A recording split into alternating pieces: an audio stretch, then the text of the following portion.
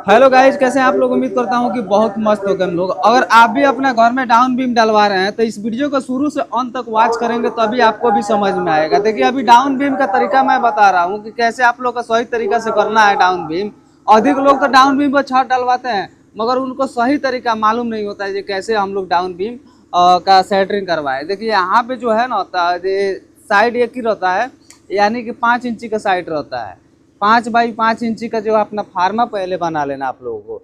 सबसे पहले फार्मा को आप लोगों को बना के उसके बाद में आप लोगों को जो है ना खूब बढ़िया तरीका से ऐसे देखिए, यहाँ से वहां तक जो है ना तार इसमें अधिक लगता है, तार और कांटी का ज्यादा लगता है। इधर आ जाइए थोड़ा सा, और इधर भी हम लोग बना के ही आ रहे हैं। यहाँ पे भी दिखाइए, एक बार पूरा दिखा दीजिए।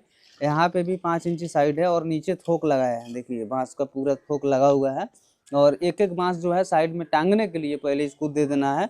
और ये अभी कांचा है। देखिए, यहाँ से तार, देखिए तार और कांटी पे दिखाइए, पूरा बारीकी तरीके से हम लोग काम किए हुए हैं। वो इधर भी कहीं नहीं हिलेगा, ये पूरा मजबूती तरीका से देख लीजिए। तो साइड एक ही रखना है, लेवल भी आप लोग का अधिक चुनाई में ही देना है। वीडियो आप लोग का अच्छा लगा होगा तो लाइक जरूर कीजिए।